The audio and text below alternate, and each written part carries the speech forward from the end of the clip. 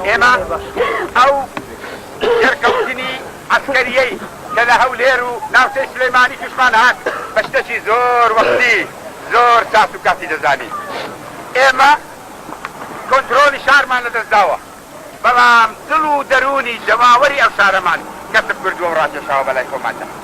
ئێمە هەولێر بەس حکمەکەی بەدەست ئەوانەوەیە، بەڵام خەڵکەکەی لەگەڵ ئێمەیە، دڵی خەڵکەکەی گرێدراوی دڵ و دەرونی ئێوەیە. ئیمڕۆ ئەی پێشمەرگە قارەمانەکان هەموو کۆمەڵانی خەڵکی کوردستان چاویان بڕیوەتە ئێوە، هەموو کۆمەڵانی خەڵکی کوردستان چاویان لە دلێری و جوامێری و خۆڕاگرتن و قارەمانێتی ئێوەیە. ئێمەمانان ڕۆڵەی کۆمەڵانی خەڵکین، لە پێناوی کۆمەڵانی خەڵک یەکێتی نیشتمانی کوردستان دروست بووە، بۆ ئەوان خەبات دەکا، بۆ هێنانەتی ئاواتەکانی ئەوان تێدەکۆشێت. ئێمە ئەو هێزەین کە بەدەیان پێشمەرگە شۆڕشەکمان بەرپا کرد و سەرمان خست و ئەشبەتاڵمان بە ئەسپتال کرد. ئەی بەوان هەزار هەزار پێشمەرگانە چ دەکەین بە دوگمن؟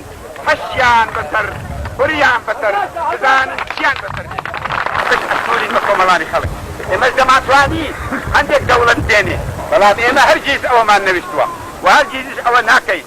ئێمەش دەماتوانی لە دەرو جیران داوای یارمەتی بکەین، لەناوێت دەماتوانی هێزش بێنین، بەڵام ئەوە یەکێتی نیشتمانی کوردستان نییە هێزی بێگانە بێنێتە سەرخاکی کوردستان.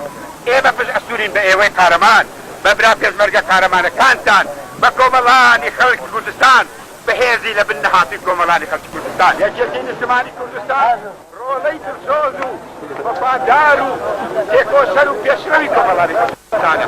یەکێتی نیشتمانی کوردستان ڕۆڵەی سەماتە، ڕۆڵەی فیداکاریە، ڕۆڵەی کۆڵنەدانە، بۆیە هیچ هێزێک ناتوانێت یەکێتی نیشتمانی کوردستان لەناوبەرێت.